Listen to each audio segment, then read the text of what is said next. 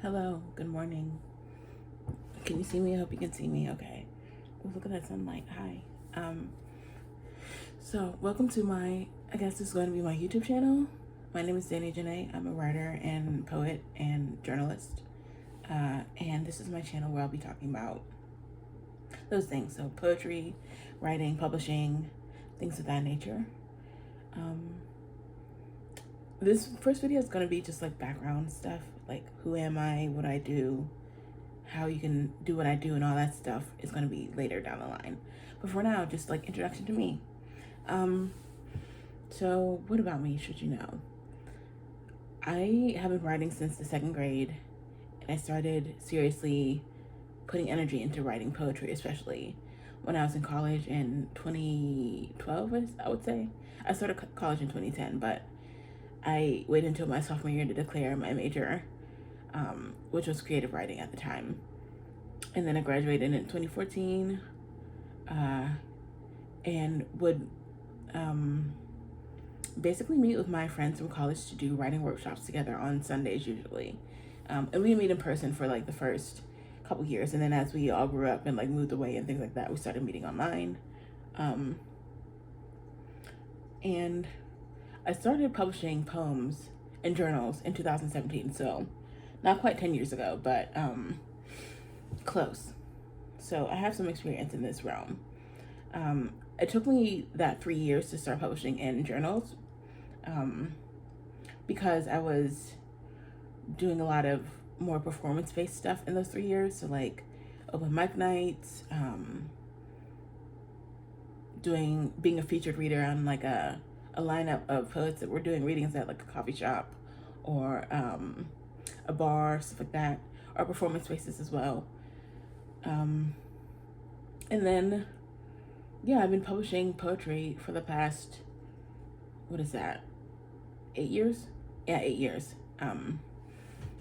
And also working in the journalism space as like a music journalist and entertainment journalist.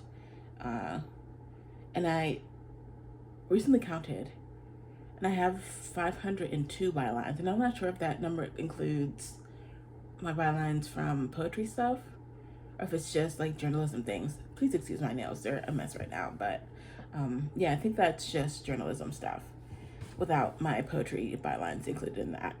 But yeah, 502 seems like a lot to me. When I heard that, I was like, I'm ready to retire. But right now I'm working as an editor at like a tech company, and I also do freelance journalism on the side. So I'm doing a little bit of music journalism still through Substack, and I haven't really published with another publication outside of my Substack for probably about a year or so. It just really slowed down because I was focusing more on my poetry work and getting my manuscript published, which I succeeded in doing. Congratulations to me. My book doesn't come out until March of next year, but I'm in the process of getting it ready for it to like be on shelves right now. So at this stage we are at, we're still in formatting right now. So that's like choosing fonts, which I've chosen fonts and they look so beautiful together. Oh my God. So choosing fonts, making sure the poems all look good on the page, making sure the line breaks all look even and nice and that nothing's spilling over the margins or things like that. So we're at that stage right now. Also in the like most horrible stage to be in, which is like asking people for blurbs. When I was on Twitter for like a long time, probably like 14 years. I would see other poets, other writers talk about blurbing and how much they hated it. So when it was my time to start asking poets for blurbs, I really was so nervous about it. I was just in this mode of like, I don't want them to feel pressure to do it for me, I don't want them to really hate the process and just spit out some blurb that they don't believe in, But I got some of the writers that I really admire to sign on to it, so I'm really excited for that process to be concluded. I got one blurb back so far, and it made me cry. So, waiting for the others to come back as well. And yeah, that's a little bit of background about me. Um, like I said, I just wanted this to be an introductory video. What other facts should you know about me? I got into poetry because of an art teacher, actually. Um, Her name was Miss Brandt, and she was my second grade art teacher. And she had us do an assignment one day that was creating Christmas ornaments for like a Christmas tree. And we, what am I trying to say?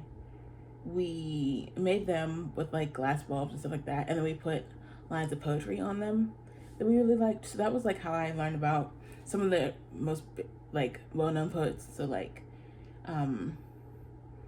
Langston Hughes, Maya Angelou, etc. But I also learned about Phyllis Wheatley at that time, which when I got to college, I found that some people didn't know about her, and that was kind of surprising to me. But yeah, that's how I learned about poetry and poems, and I just fell in love with the art form. You know, I had a lot to say at the time in my life, even though I was very young, because I was experiencing quite a bit personally that I probably won't get into here. But if you read the book, you'll learn about it. So, yeah, I was experiencing a lot. I wanted to say a lot, but I couldn't figure out a way to say it. So I started writing to say all the things that I wanted to say about myself, my life, all things like that. And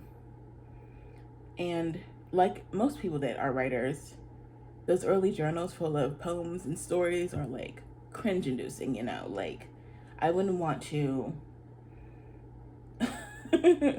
I wouldn't want to see those published anywhere at all ever. But like I was very into vampires, which what teenage girl wasn't? This was pre Twilight, so I wasn't just hopping on a bandwagon. I was very just into vampires as like symbols of sex and sensuality and rebellion. Also, I just wrote a lot of stories about vampire hotness, you know, stories and poems.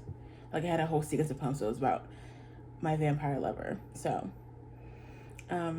yeah, I don't know what else I want to say, and I don't want to get on here and just start rambling. So I'll probably wrap it up here. If you have any questions, put them in the comments, and I will see you maybe next week. I'm not sure how much I'm going to do this, how often I'm going to do this, but this is the first of hopefully many. So have a good one. Bye bye.